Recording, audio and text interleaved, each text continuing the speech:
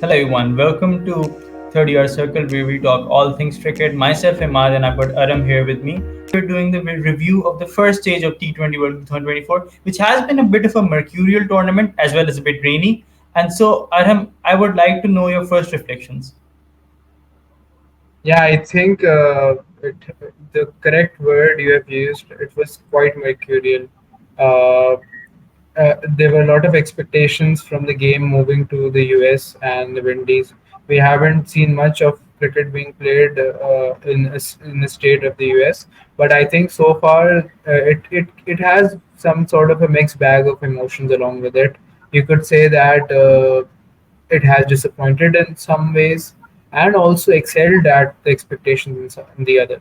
So I think all in all, it's not been that bad of a tournament. I think organizational part you could say, but overall, I think something that we'll reflect upon later as well. कि जो quality of cricket that we have seen from the nations that we did not expect to see it from. I think that is something that will be the key and the most glaring takeaway from all of this. Yeah, quality of cricket as well as the diversity that that we have seen in the type of cricket that's happening. I mean, at one point we are getting scores of 200, and at the same time we are mostly having some low scoring thrillers as well. But since the first stage was sort of more focused towards United States of America and Super Eights and semi-finals will be focused more towards the Caribbean. How do you feel about the progression of popularity of cricket in United States? Do you think this tournament has played a role in that?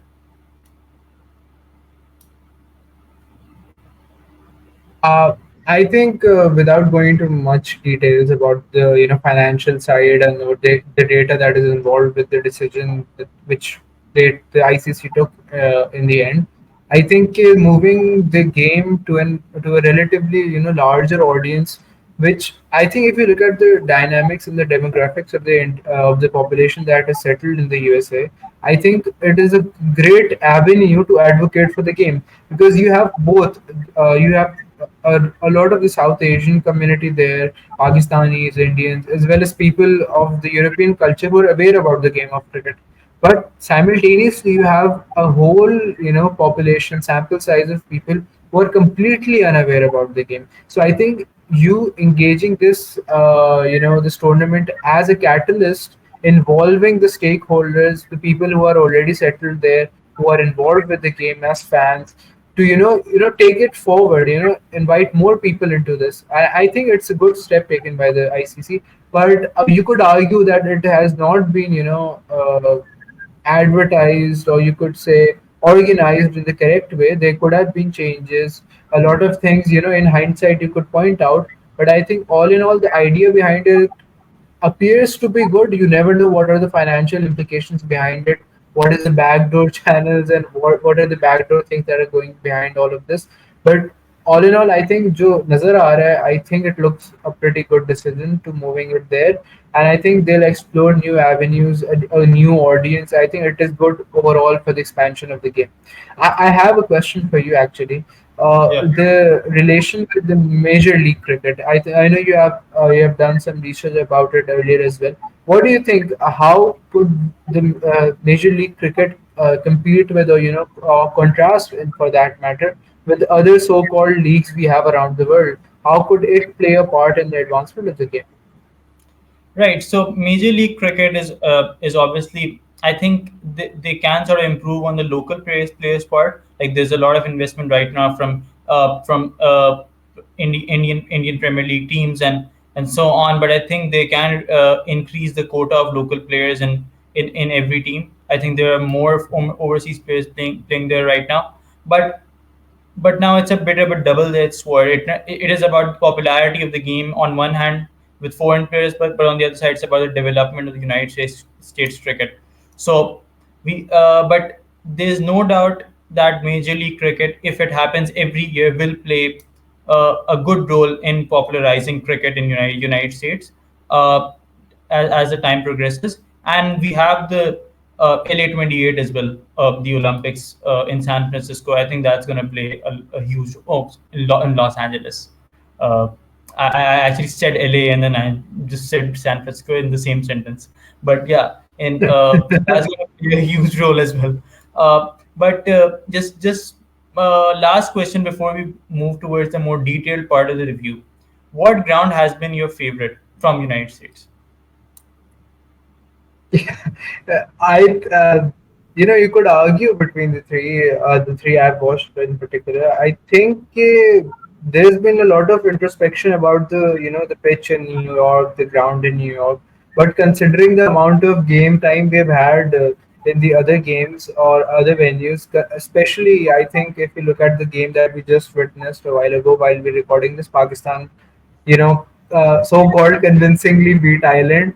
So I think if you look at that venue, that ground, that pitch compared to New York, I don't see much of a difference. So I say, what just for the heck of it, you could go for any ground in the US. I think the crowd was much better in New York, considering obviously it's the biggest state of the country, the city of the country, whatever you call it in the states. But I think the crowd was the only factor for me. Baki the drop-in pitches and all that, it can be argued a lot. I'll go for New York just for the heck of it, just for the entertainment side of it. What about you? I think it has to be Texas. I think Texas is the sort of the headquarters of United States cricket right now. They are building another stadium there as well, and they are very proud of the Yeah, I've heard. cricket culture that they've developed in Texas. And I think we have seen more variety of games in Texas as compared to New York or Florida. I mean, we haven't really had games in Florida because of the Yeah. weather, but I think we've had some great high scoring thrillers as well in Texas. So that is why I would go for that option. But let's just move towards a more detailed analysis of the first stage. Starting with Group A, uh, we we always have expectations with India that they are going to do well in ICC tournaments, but unfortunately, or fortunately for some people, it hasn't worked out for them since 2013. They perform pretty well, but then they go on to choke in semifinals. So they've been following the South Africa method, but we haven't really seen much of a convincing performance from India. I mean, yeah, they have been good and they have won their matches, but it's not hitting the nail on the head, right? It's not feeling as good. What do you feel about that? Yeah, Yeah, I think T20 cricket already, if you look at if you compare it with the other, formats of the game, T20 cricket already does so much to, lessen that gap, which is quite wide amongst the, top nations, the top six, and the rest of the nations around the world, including I do not like to use that term, but the associate nations. I think वो जो gap है, it has pretty much narrowed down already when you bring it to a condensed tournament, a T20 format, and उसके ऊपर I think the level of game time, that the professionalism, I think the ability and skill that we have witnessed from the so-called lower ranked teams, I think वो उसने उस gap को और further narrow down कर दिया. So I think you could discredit India, but I think we should credit the other sides for bringing it so close, narrowing that gap. I agree. I do not think India has come down of its standard. I think India has tried to maintain it. They are innumerable. You could say a lot of things, a lot of factors that contributed to all of this, including the pitch, the overall atmosphere, the weather, and all of that contributed to low scoring games and all that.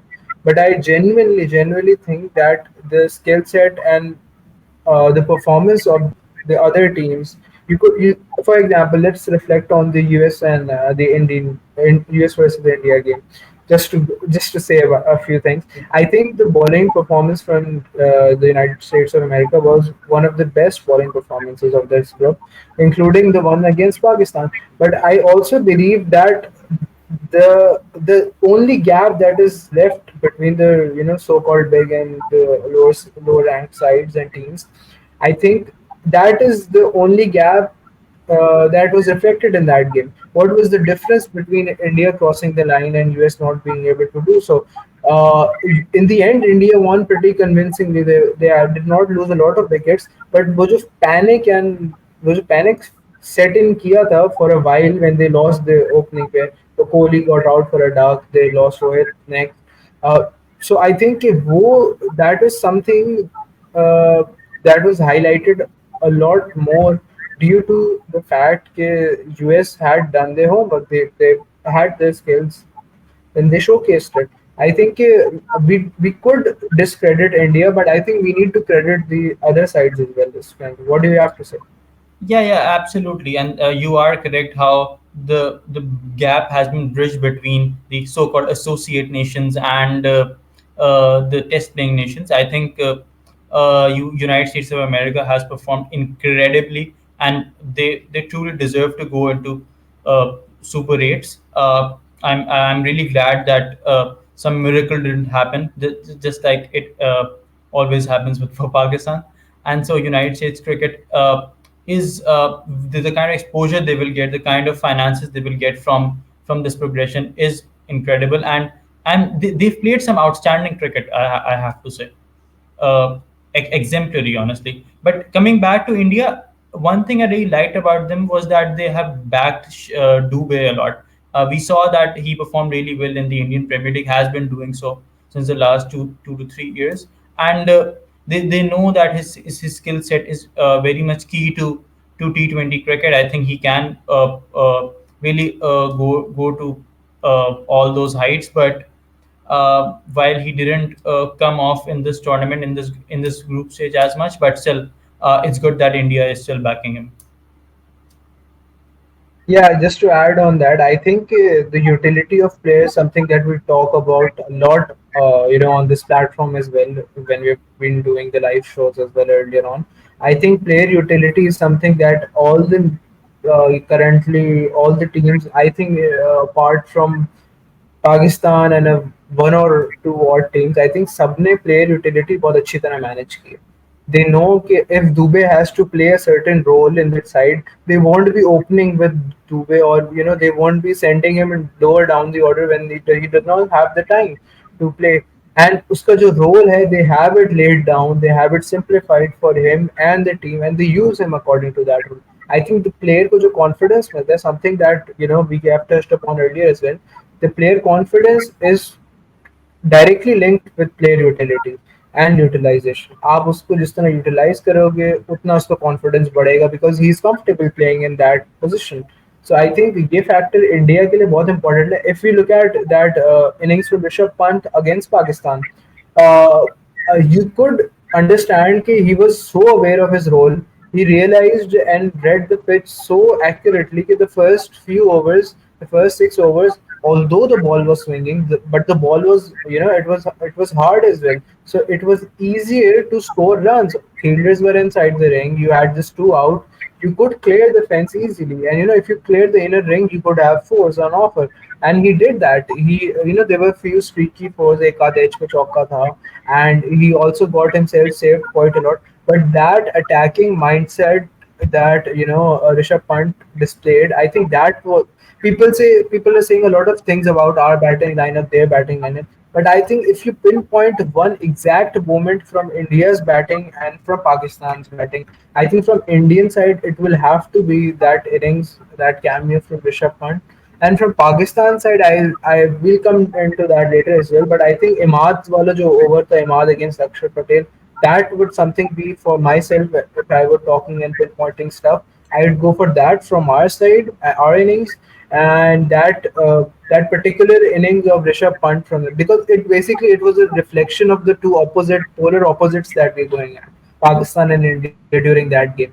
How they read the pitch incredibly well, and how we weren't able to do so even after playing the first 20 overs bowling on that surface, still not realizing it became tougher to bat on as the innings progressed. So I think this is something that separates good teams from great teams. And abhi to filhal we are not counting ourselves as even good teams due to certain brain fade moments and decision making. But all of that's kept aside, I still believe India is a great team. But what I think is that even if we look at the other groups, the only difference between the sides that are going to win the semis, or win do well in the group stages, I think will be the fact that although the gap is narrowed down right now, between all the nations. I think the two things is will again be player utility and player performance on the day. How do you play on the day? How do you act according to the surface, the atmosphere, the environment, the weather conditions, the condition of the ball, the pitch, and the ground dimensions, the matchups, all of those things at one stage and player utility at the other. I think ये दो चीजें जो team better करेगी, it'll obviously go through and do well Yeah, later on as well. yeah, and obviously one can argue that Imad Wasim was batting later in the innings and Rishabh Pant was batting earlier in the innings, but we've debated about this a lot. It's Yeah, a not the lot. topic of this video, but moving on towards Group B, Australia, England, Scotland, a great trio which actually produced a lot of internet memes and great conversation all around on Twitter, right? Yeah, I think Group B had Pakistan. If they weren't doing that bad, जो meme content हमें Pakistani, Twitter community and all that से मिला है, I do not think कि we would have been able to top the level of banter and the level of fun that this Group B has had throughout this tournament, especially after what England got itself stuck into somehow. I do not know how, but so unlucky to get stuck into such a phase, but eventually they got out of it. But I think this has created a lifelong memory for me as the banter. Always known, the UK and the British banter, but Australia, diving into it, flaring up that England and Australia rivalry along with the England Scotland one. I think it is something, one of the most major key takeaways for me. And I think that driving energy that Scotland got against the Australian team in the match that we just witnessed, it wasn't a one-sided affair. There were times when we thought that Scotland would obviously be beating Australia, but in the end, obviously, it didn't work out for them. Australia is a far better, superior side, even if they're not playing the best of the players, even if they're testing their bench strength, which they were sort of, but not exactly. But I think England, we'll have to do a study on England. How did they get themselves get themselves stuck into something like this, and how did they manage to take themselves out of it on their own? They did not On rely on any other team. Yeah, honestly, they were horribly unlucky for me. I think getting your games against associate nations again, we don't want to use that word, but getting to those two games rained out. I mean the Namibia one was almost rained out, so that is one part of it. Against Australia, one would expect England to lose or would expect that contest to be a very fair one, but. Yeah, I think the way they pushed up their run rate against Oman, that was incredible. I have to say. Otherwise, they would have been in a very horrible situation. But I feel that England haven't performed that bad as Twitter is making it to be. Yeah, I think part of that has to do with the level of expectations we have from England. The most revolutionary side ever to play this format, I believe. People talk about India a lot due to the IPL, but I think if we could have a team pinpointed, they revolutionized the way T20 cricket is being played, I think we'll have to point out towards England because they have done it in such a way where you could not. So पहले जब हम T20 की बात करते थे we used to have two different conversations. One was anchoring and the other one was just blatant hitting and pinch hitters and all of that stuff. But what England did, it combined both of them and set increased the ceiling. They said that all types of players, whether you're a stylish stroke maker or you're a hitter who does well at the end of the innings, all have to play at a similar rate, whether you're coming after two quick wickets being lost, because they feel that those 120 balls that you have need to be utilized to their fullest. And I think that is something that जिस team ने इस concept पे catch on कर लिया है, they are doing well, and you could recognize even the lower ranked teams doing very well because of this fact, because they have realized that you doing one or two down and reaching 160, is far worse than you getting all out on 170, 180, because you that 10 20 run extra cushion is something that you could favor your side from. Individual performances do not matter in T20 cricket as to far, because you could argue for the bowlers, but I feel batters के लिए the individual performances do not matter anything in T20 cricket unless your team is not being favored from it. Again, based on that, I've always believed that Joe Root would have had similar T20 international stats as Babar, but England realized the problem very much earlier than us. We haven't probably realized it yet, but yeah, Uh, yeah, you want Yeah, to I say something? think he could have even had some a better strike rate than Babel, because he has the release shots. He could play. He has the release shots against spin. He could play the ramp shot. You never know, anything could have happened. But I think he took the correct decision. Joe Root, we're going off topic, but I think he took the correct decision that many players so far in many nations do not have the capability to do so. And I think वो अच्छा decision था उसका. But Yeah. I'd just like to touch upon Australian side. I think Marcus Stoinis and his performance, he has been an integral part of my fantasy team. We've been doing that at ARD as well. You might know the results too. But I think Marcus Stoinis ने जो performance इस दफा दी है, I will not say that it was unexpected. You never go with an unexpected performance from an Australian. But he has lived up to his name basically. I just call him that, because एक तो Australia के पास जो जिन्नात मौजूद हैं in the form of you have Mitchell Marsh who could do with both, you have Marcus Stoinis who could do great things with both the bat and ball. You have Glenn Maxwell who could do absolutely be devastating when you one-sided affairs on his own. And you have a power-packed pace attack, and probably and arguably the best leg spinner right now in T20 cricket as well. I would say even in white ball cricket. So I think you have everything settled. उसके बाद भी playing so convincing cricket is something that only Australia could do. You could As have the no other state being as this the convincing. great Ahmed Naqvi says, those of ke shahzade. Yeah. Great So shout out. yeah, absolutely. And Marcus Stoinis, we generally expect Marcus Stoinis to do that with the bat, as you said, but the way he's performed with the ball is exemplary. I have to say. I mean, he has actually replaced, not replaced, but like he has taken the place of Cameron Green as the ultimate limited overs all rounder, right? I mean, the guy can bat anywhere in top seven and then can bowl like that. I mean, we thought that Cameron Green is something who could do that, but Marcus Stoinis is doing that too. I mean, Australians are just perfect.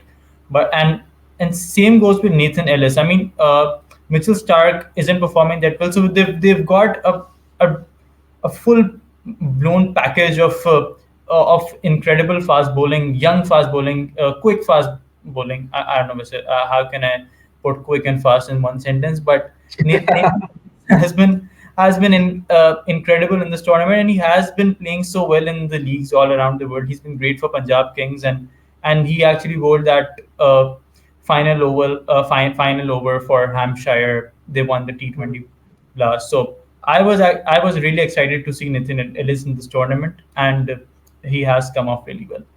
But moving on, I think yeah, Australia का जो domestic crop of fast bowlers है उस पर भी अगर हम just to touch down, I think there was a time in between, I think a year or so ago, where we had the likes of Nathan Ellis coming up, but एक level of stagnation थी. But they had the lights of Jason Behrendorff, that tall lad they used to have. They played a lot of Daniel Sams as a pace bowler, not as an all-rounder, as a pace bowler in the T20 side. I think moving on from that, the एक team to confirm that you have Pat Cummins, you have Mitchell Stark, you have Josh Hazelwood. But what's next? The question arises, and I think Australia have found their answer in form of two or three good, young pacers, and they're trying to build up. And I think that is the keys of success for Australia throughout. I think whatever they have done so far, how successful they have been able to do be so far in in the span of the cricketing ages we have right now. I think a big factor is they identify the right people for the right job at the right time. They do not introduce youngsters too early. They do not debut people at 16 or 15, and like most subcontinent nations do right now. But I think okay, no shade towards Naseem, none at all. But Yeah, I absolutely. think I think it's the organizational part as well where Australia's too good at the moment. So I think Yeah, yeah. they're reaping fruits. You are correct, and with Naseem, obviously he's a generational talent. Obviously, Australia would have fast tracked him too, just like they've done with Fraser McGurk. But Yeah, let's just move on towards Group C. I think before we go towards a detailed analysis on Afghanistan, because I think we both will have a lot to say about them. I, about West Indies, I think we did expect them to do all this right in their home ground. And Sammy as their coach, and with players are also with. I mean, they are playing the full strength side, right? yeah.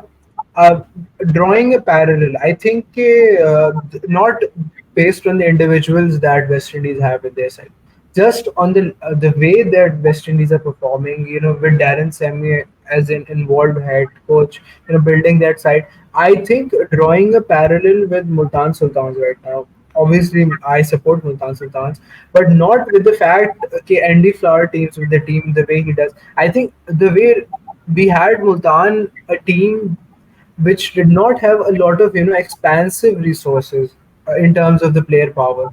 But I think कि जो उनके पास players थे उनकी utilization and the way that Multan used those players, I think I could echo that word to word, player to player with the Windies what they're doing right now.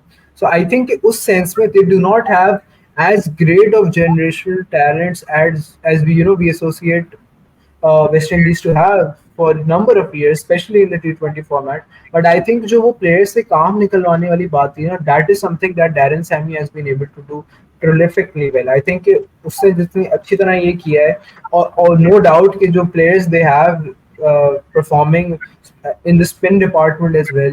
We have seen जो openers ने किया है, openers ने खैर the upper order, top order. I think उसने जो performance दी है for the Windies, all in all, I mean, you could not pinpoint and say कि they're going on individual performances. They're doing well as a team. सबकी contribution है, and I think this is something that wins you tournaments, not just games, but wins you tournaments. Obviously, it could go all the way long, and they could reach the finals and semis and win it as well. But I think something that there is a level of assurity with Windies right now, which is something that we did not used to have earlier on. Pele Mendy's used to be they would have just one gear go on both with ball and bat, but right now they have a diverse team in terms of the bowling and the batting as well. So I think this is something that we need to look at for Windies.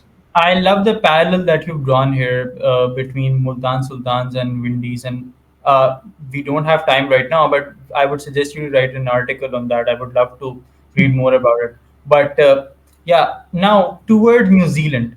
So New Zealand is a side that is making semi-finals and finals since 2015. I mean, they have been impeccable. They utilize their limited resources. I mean, limited to some degree, in a great fashion. Kane Williamson has been a great tactician for them, taking the crown from Bryn McCullum.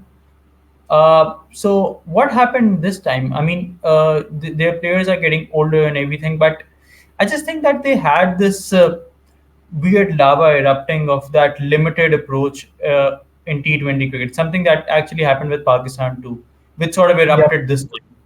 So, uh, what do you feel about this?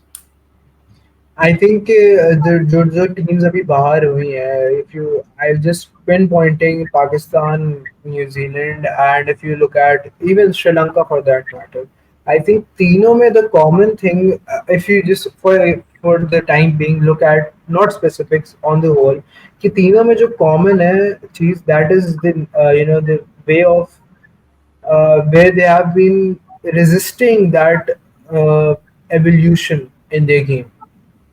I think this is something that new Zealand के लिए completely different circumstance है. They are now hitting, they have now I would say exactly they have hit the saturation point of their generation. I think now it's time for them to move on. And I think they realized this when they were selecting the squad as well, that this would be the last tournament for a lot of the guys in the New Zealand lineup. I think they would take the results with a pinch of salt. They expected probably to go a bit higher and then be knocked out, or even going till the end. But I think they might have had this at the back of their mind. You could just see the reflection in the IPL. New Zealand players were there, but what were they doing in the IPL? अगर इतने बड़े players होते that New Zealand is a big cricketing side. You have made numerable amount of finals for the past couple of for the most part of the last 5 years. So I think उस sense में अगर देखें तो this is something that they had probably in mind.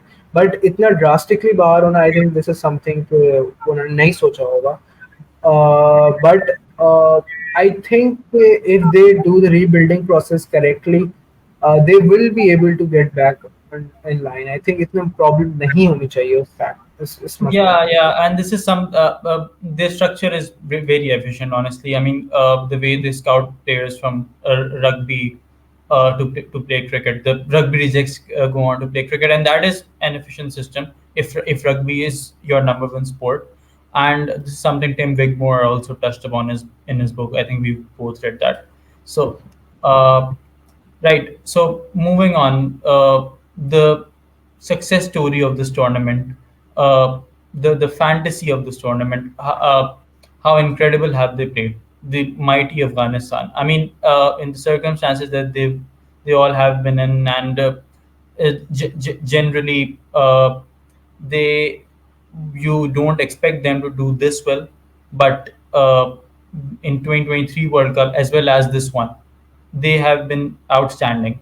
And so, how would you put into words their incredible performances? Yeah, I think Afghanistan के लिए some word that we did not tend to use earlier on. I think अब वो use करना पड़ेगा, that they're pretty solid in what they have been doing. Honestly, they're a कि T20 powerhouse. They're a T20 powerhouse. Yeah, I agree. I agree. I think this is something that they've taken over from a number of nations.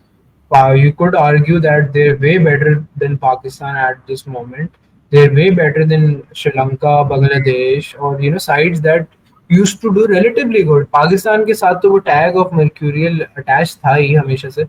But we did not have this with sides, for example, for example, Afghanistan. So I think post fact, I think they've done very good in showcasing their skill set to the fullest.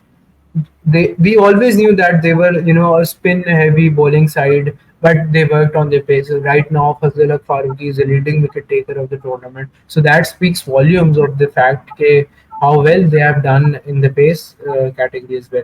उसके अलावा, if you look at the batting, how much of the runs Rahmanullah Gurbaz has made, the amount of contributions their top order is making. If you look at the games, I think they beat New Zealand quite one-sidedly. They made 160 odd, 160, 170, and bowled New Zealand out for very cheaply. And did not even cross 100. So that shows the level of New Zealand is a big side competing against such a big nation, and bringing your A game to it. We were having this conversation the other day with a couple of other guys. Okay, Afghanistan will eventually not manage to win the important, so-called important games. I think if you look at the New Zealand game as a tester, as how we would judge them, I think if they were to do something like that, I think it was a flawless game played by the Afghans that game. So उसमें they were good in both the departments. I think if they manage to continue on the same streak, I think they'll be able to do good. Yeah, yeah, and the best part is that they are not riding on Rashid Khan's back. I mean, Yeah. it's a team performance, and I mean, they would become my favorite side in the world if they just sort of solve their issues with, with women's cricket. I think that's a very unfortunate part in the Afghan society right now. But moving towards Group D, Now, South Africa always performing really well in the group stages, but you just can see in their performances that they will go on to choke. Yeah, it has always been this case. Any जब भी देखो South Africa, they look like बस इनको trophy लाके दे दो आप, they'll go on and win.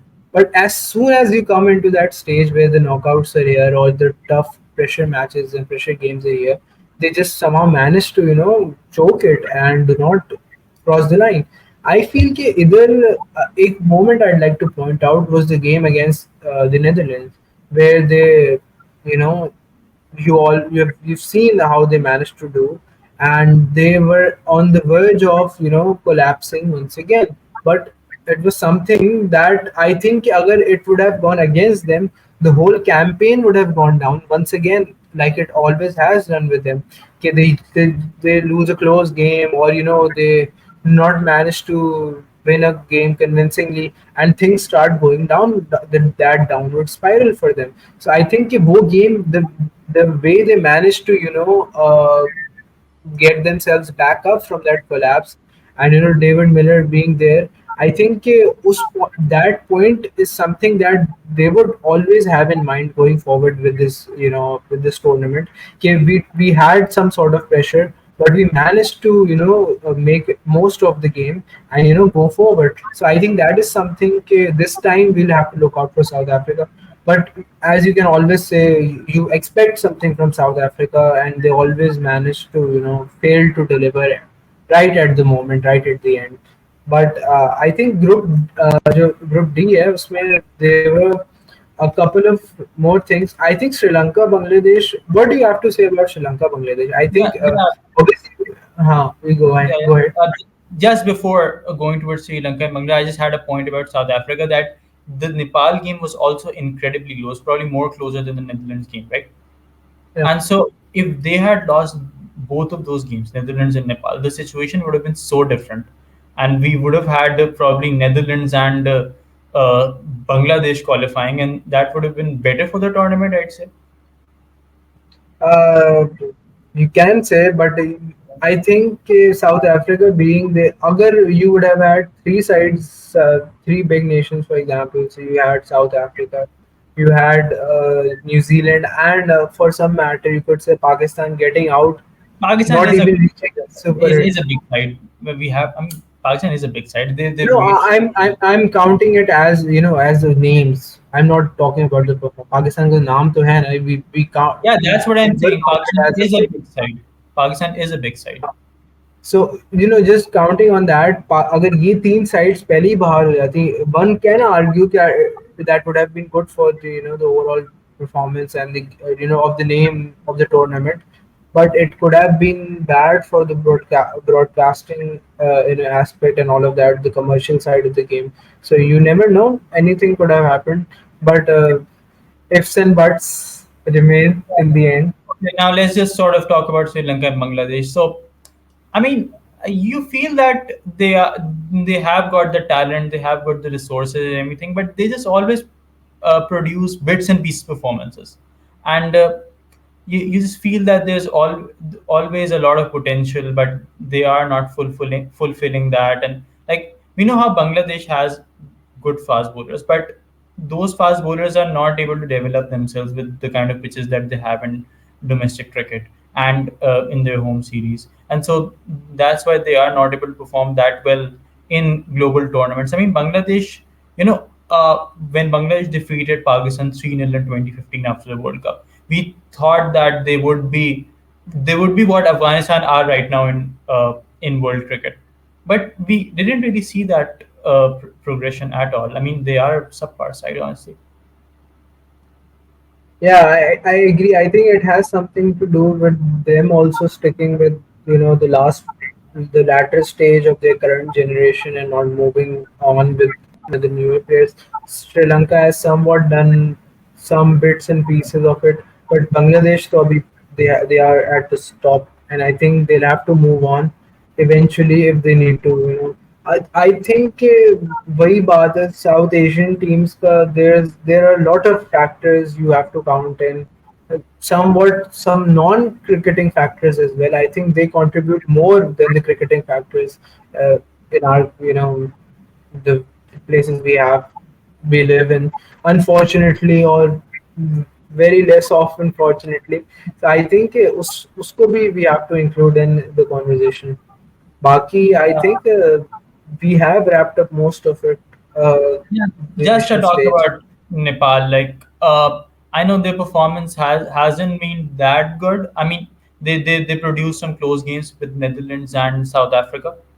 But talking about the culture of Nepal cricket, I mean, we actually might have the next Afghanistan there, right? Because we see that their domestic cricket, how the stadiums are full of people and everything, and cricket is huge in Nepal, and they will certainly develop themselves. And how we saw Nepalese diaspora come in the Dallas Stadium, the Grand Prix Stadium, and Yeah, uh, exactly. yeah, The yeah, yeah. Yeah, I Go on. think the support is the biggest factor. I think it was a standout feature for me in this tournament. कि जो Nepal के लिए support थी, it was something that I think for me was a bit unexpected. Maybe for not the people who have been following the cricket in Nepal for a long time, but for me it was a bit unexpected. And I think that they can ride on this, this wave of support, and actually get ahead in terms of the cricket as well. Yeah, yeah, and it's such a nice, wholesome story with Nepal. And honestly, Sandeep Lemichane has sort of tainted that image. But sort of, let's just move on towards Pakistan. We didn't discuss them when we were discussing Group A, and so what are we looking forward to with Pakistan? I mean, we they have played all of their matches. We saw that the game against Ireland that they won uh, wasn't convincing, of course. With the ball, we've been Not at incredible, all, right? Chairman. Yeah, yeah, absolutely not at all. And I mean, we've been great with the ball, but with I mean, what is happening with Pakistan cricket? It's just painful at this point. Yeah, there are a lot of things, a lot of fans are talking about loads of different things. I think uh, एक तो वही बात that we've been doing for the other teams के we need to move from a certain set of players right now. We need to move on from them. We had recalled certain players back from retirement. It did not work out for us that well. The players that we relied heavily on to do us great, एक तो उन्होंने हमें थोड़ा बहुत disappoint किया. And overall अगर देखें तो हमारी strategy going into the world cup was not the greatest strategy. When you're going into a tournament to win it, we were going into the tournament to play safe games. And who on earth goes into a tournament to play safer wins, have clinical wins? You have to be not out till the end of the innings. These are not the things you have to see in a T20 side. We have talked about, this is something that have been talked about a lot right now after Pakistan being eliminated. I think top order and all the things. I think अगर एक दो तीन चीजों पे आपको pin point करना पड़ेगा. एक तो जो वही प्लेयर यूटिलिटी और that is something that has been repeated a lot. Other than that, जो mental aspect है इसका, हमारे players, they were sort of in a mental block कि जो उनकी capabilities थी, where they could have performed a bit, वो भी नहीं हुआ उनसे. I'm not counting on the bowlers right now, because they're in a league of their own. Even if they have bad days, they are able to produce those certain deliveries वो करा सकते हैं that could have major impact. But जो बाकी players हैं, you have आप four pacers को हटा दो तो बाकी जो सात player खेल रहे हैं और they also have to contribute. I said before the starting of the tournament, I think I tweeted this as well, कि Pakistan is banking a lot on individual contributions and individual brilliances, and that is something that never is good for a side that is going to win a tournament. You could do that for bilaterals, meaningless games, but if you're going in a tournament, that is something that you never do. And I think Pakistan start series where they were on the incredibly incorrect path. I think you talked about this earlier as well कि players के अंदर वो capacity थी but we're not able to that Shadab Yeah. point वाला जो था वो आप बताओ. Yeah. वही बात है कि I think these are the players that took you to semi-finals and finals in the last editions, and I mean obviously we know that the approach wasn't the best one, especially with the openers that we have, and it was a lava that has actually erupted in this tournament, but. Generally, I mean, even beyond the strategies and tactics, these guys just looked really panicked in this tournament. Just panicked and like troubled about things which are beyond cricket. Can we just connect that to the political instability that is happening in PCB right Yeah, now? the, the non-cricketing issues. I call them all non-cricketing issues. Organizational चीजें भी हों जो within the PCB or the influences that are there, external influences within the PCB and Pakistan cricket. I think अगर आप उसको भी देखो तो it is something that has contributed majorly towards the downfall of our team. But I think going forward, there are talks about surgeries and all of that. I think it has to be something that has to go top to down, not down to up. The sense what I'm talking about is कि not player to management, management in terms of PCB, it has to come from top to down. कि everyone has to be held accountable, and accountability के बगैर you never get changes or good results. This is something that we've learned so far from history. Yeah, I mean, it makes sense that these players would be under pressure because of the political instability, because it has affected them very directly. I can give you an example that Pakistan was playing a series, and as much as we criticize the Sakla and Mushtaq coaching era and everything, the chairman at that time was talking about removing him while Pakistan was playing a test match against England, and actually was in a very difficult situation when they needed to be backed. And so that is one example. The other example is about the whole controversy with central contracts, and then the leaked recordings, and then interviews while the team was playing, and then even the recent example. I know Pakistan performed horribly in this tournament and everything.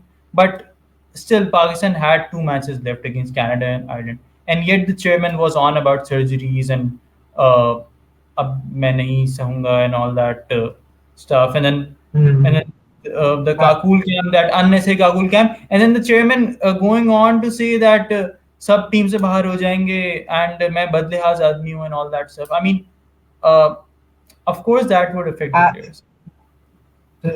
just to sum this up, I think कि the issue, the main issue है Pakistan cricket के साथ at this moment is the lack of professionals involved with Pakistan cricket. It in every aspect. I think जब तक वो सही नहीं होगा, players कहने को professional but they're not acting as professionals. They're not fulfilling their professional duties to the game because they are paid for playing this game. So they're not doing as a leisure activity. So I think कि उसी point को अगर आप reflect करो onto the management side कि are the people involved the main influences, are they the correct people for the job? Many would argue they're not. So an administrator is not the only one who runs a cricketing organization. There are many people involved, and I think we have lost the plot since Ehsan Mani and Wasim Khan, which who were your favorite people. But I think we going forward we need professionals in every aspect, and if we're not we're not been able to achieve that so far, and अगर आगे भी नहीं कर पाए, so I think this this spiral will won't end at any Yeah. near future stage. And whatever happens, I don't want Gary Kirsten to be removed. I think he's someone who Uh, knows I think what. he'll manage to get through all of His this. presser actually reflected a lot about what he thinks and how he thinks. And we cannot judge him based on just one tournament where he came just a few days ago. Unfortunately, that happens in this country. I mean, Grant Bradburn. I mean, he. I would give him credit for the kind of performances that we gave in Sri Lanka in that Test series. We saw that he was very much involved with that team, and the fielding aspect can be credited to him. I think he's someone who has always been focused towards fielding. He was a fielding coach as well, and he was removed very prematurely, I think. After that World Cup, he only had spent 6 months with the team. So, I mean, if he can be removed from that position, I think Gary Gerson can be too. We can expect that from PCB. But yeah, that is the first stage review for the T20 World 2024. Uh, we would like to do this every week with you guys. I think it was a great pilot to the 30-yard circle. Aram, what are your reflections before we end this? Yeah, I think just summing up the entire conversation we've had, a lot of countries need to reflect upon how they're going to be moving on with their cricketing journeys. A lot of countries that have moved on are now, going to rejoice and gain the fruits or they reap the fruits of success. And I feel there is going to be a shift in major things. But as far as the episode is concerned, I hope people like it, because this was just a casual. We tried to make it as casual a conversation as possible, but obviously first time jitters. But we hope that we continue this well, and I will be looking at many different topics, not just cliched cricket topics. Imad has a vast resource book and pages left for him to talk about in the future as well, and we'll be looking at certain interesting topics and hope people are tuned in to listen to it. Aram is just someone who really underrates himself for no reason. But yeah, that was a good epilogue from him to this play script of 30-yard circle, the first edition of the play script of 30-yard circle. Uh, we hope you enjoyed this one, and we'd see you for the next one.